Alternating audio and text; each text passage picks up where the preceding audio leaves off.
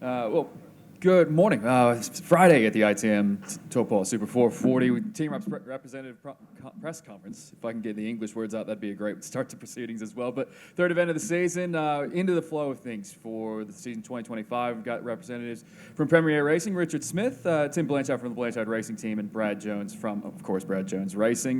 Richard, you're in the middle, third round of 2025. Can you just give a summary for the season to date for the Premier team? Well, we came best prepared, we thought, for the year, and then unfortunately it sort of unravelled as the day went on from round one. But hopefully things are on the improve. So but it's been a bit of a tough start for us for this year. Yeah, certainly. New driver lineup this year, at least on one half of the garage, bringing Richie into the fray. Can you tell us how is he settling in? We've seen some good speed from him in one-lap pace at the Australian Grand Prix a few weeks ago. And how's he settling in with Jimmy Golding as well? Very well. They're ex-teammates. They used to be together in the GRM days. We all know that Richie is a talent. It's now up to us to get him comfortable and extract that talent out of him. But so far, so good. We're quite happy with how things are progressing with him. And how's Jimmy going? Third year with the program, a career consistency that he probably really hasn't had to this point, especially at this level of the game. He's a guy that we've seen get on the podium at the end of last year and has had bright spots throughout the last couple of years. Where is he at, and what does he need, do you think, to continue going for trophies starting this weekend and onward? Jimmy's progressing very well. I mean, he's changing weekly. He's certainly a lot more aggressive and more tiger-eyed to get those wins than he's been in the past. I think we're going to see great things from Jimmy this year. I really do, yeah.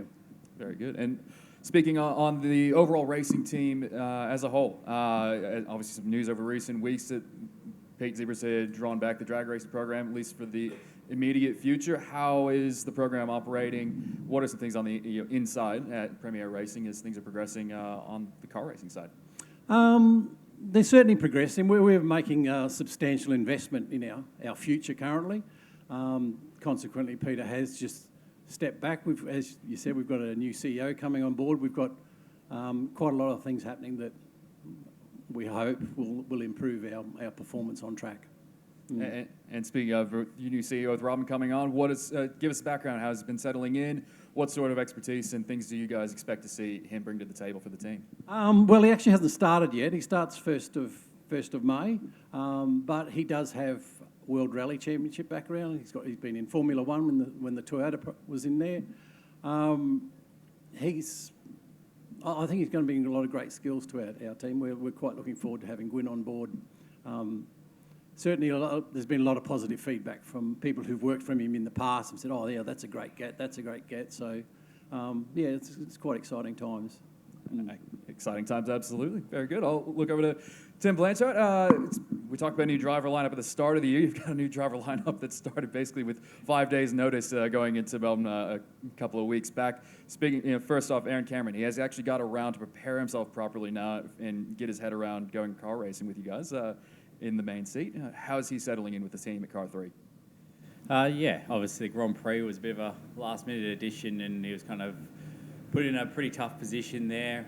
But yeah, he did a good job at the Grand Prix. He's obviously knows the team a bit from last year, but he's integrated himself really well over the last few weeks. Spent a lot of time in the workshop, just working with Daniel, his engineer, and the team. So he hasn't never been to New Zealand before, yet alone Taupō. So it's a new experience for him this weekend. So it's probably a little bit on the back foot compared to the guys that were here last year, but he's done a lot of homework, and we hope that he can start settling in this weekend and start showing what he's capable of. Obviously, the first couple of rounds are pretty choppy for the BRT squad, but the race pace seems to be a pretty promising bright point for you guys. How's the team faring, and what are you guys looking to get out of this weekend here in New Zealand? Yeah, it's fair to say the first 2 rounds have been quite challenging. Obviously, crash at the test day, and then James had one at the Grand Prix as well. So both of those crashes, just apart from everything else, just put you massively on the back foot before the weekend even starts, really. So hoping a quiet day today, and we can actually have a proper weekend where we're actually focused on car speed instead of repairing things. And speaking of James Courtney, obviously it has to be a pretty valuable asset when you have a young driver coming in like you've had over the past couple of years to have that veteran mindset. What all are you trying to squeeze out of him here as he looks towards the twilight of his career, towards the later parts of this year? Yeah, James been really good. We're still a fairly young team, and we're kind of growing and making a lot of changes to try and move our team forward. So having someone with his experience and my attitude towards it all has been really encouraging for everyone in the team and supportive. So it's been great having him part of the team, and he works very well with Camo. They've got a history right back to his karting career, so they've actually known each other and worked closely together for a very long time. So James is very invested in helping Camo, and Camo's very invested in trying to knock him off. So I think the dynamic between those two is really, really good at the moment. So we'll see how it goes. I look forward to seeing the next edition this weekend. Brad, nice bright colors this weekend. How are you? Fantastic. Well, welcome to New Do Zealand. you think they're too bright? I mean, Well, I said yesterday to Rachel, you can't miss her in the crowd, so we'll be able to see plenty of them up on the hill, I would imagine, across the weekend. But I hope so. I'm on a percentage. Absolutely, and a couple of new look cars this weekend that you won't be able to miss. But an exciting week, I think, for the Brad Jones team every time we come to New Zealand, particularly for you guys having a pair of Kiwi drivers. Is this one that is pretty high up on the radar for you guys? Yeah, it is, and for a number of reasons as well. I mean, we went close to winning the JR Trophy last year. It's something that I'd really like to take home with us. He's a very important part of the team. It's not Bathurst, but it's definitely one of those races that you come over here and want to do well at. And reflecting 12 months ago, you didn't get the JR Trophy, but you got a race win on the Saturday in the first race here. Reflect back for the last 12 months. That day was a pretty special one, I would think, especially in the recent history of this definitely. team. Just everything went the right way, and I thought Andre's drive in that race was unbelievably good. When the shell cars started to close in on him, we had to press him a little bit harder, and he stepped up and drove away from them. So, that's probably one of the best drives of his career when I think back and look at it. If he could produce another one of those on Saturday or Sunday for me this week, I'd be appreciative. What are the prospects for this weekend for you guys? It doesn't look like it's going to rain, but 3 races. Saturday, a bit of a toss-up, a bit of uncertainty over the tire compounds to be in the different races. What are your thoughts as a team going into this weekend? I think the way the races unfold now, it's such a huge amount of pressure on qualifying. If you look at, you can't, on the Sunday, the 200K race, everyone's locked into the same strategy with the fuel drop in that stupid urn. We'll have to wait and see what happens. Excellent. On that note, I'll open it up to the journalists in the room. Any questions from you guys along here? Brad, let's just rip the Band-Aid off straight away. Yeah, let's. Plenty of speculation linking your race team to Toyota for next season. Is that an opportunity you're exploring for next year? Look, I haven't got next year sorted out yet, but you'll be the first one to know when I do. Oh, Connor's upset already. I know. Sorry, Connor, I had to rip the Band-Aid off as well. What have you made of the GM HT scenario and how they've sort of tried to reshape what they're doing? I don't think they've made an announcement yet, have they? Not quite yet. Not quite yet. Look, my position on the HT is I feel like it should be selected by the manufacturer. I've always felt that. And you're representing them, so they're the ones that should make that choice. So your question's probably better directed at Chris Payne than me. But at the end of the day, whoever they pick is whoever they pick. I think they've got some really interesting things going on in the background, in all seriousness. What they're trying to achieve. When Eric came out here for the Grand Prix, I don't know how many of you guys actually met with him, but he's a really impressive operator and exactly what they need, in my opinion. So I think his intent is great. I mean, unfortunately, he's based a long way away. And do you have any sort of timeline on when you think you might be able to tell me what you're doing next year? Honestly, no. I'm just looking at what's available, and then at some point in the not too distant future, I'll make a decision. But right now, I'm just focused on what we're doing on a day-to-day, and that's something that's going on in the background. Will that decision-making process need to involve looking at whether you go back to 2 cars or stick with 4?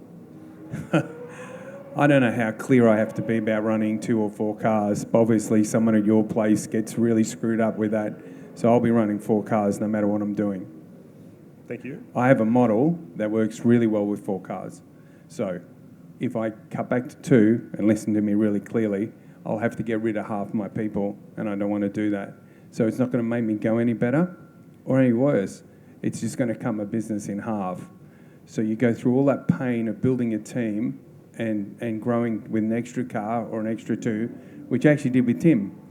And it's punishing at the time. But once you've got over that hump, you've got the people, you've got the infrastructure, if you've got enough sponsorship to run the cars properly, then it doesn't matter whether you run 2 or 4. You're not going to run 2 cars any better than you're going to run 4 cars.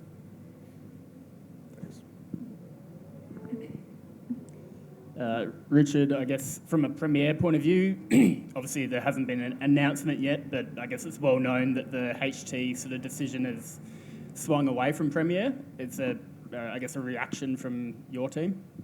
Well, it was quite encouraging during the Grand Prix, Connor, that you had us as the lead team. We were, and it was a speed cafe. We were quite chuffed with that.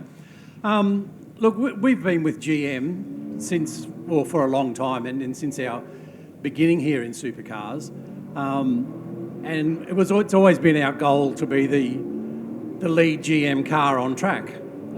That's just the goal of the team. In saying that, though, we're currently assessing what we're going to do for 2026 onwards, what that relationship will look like.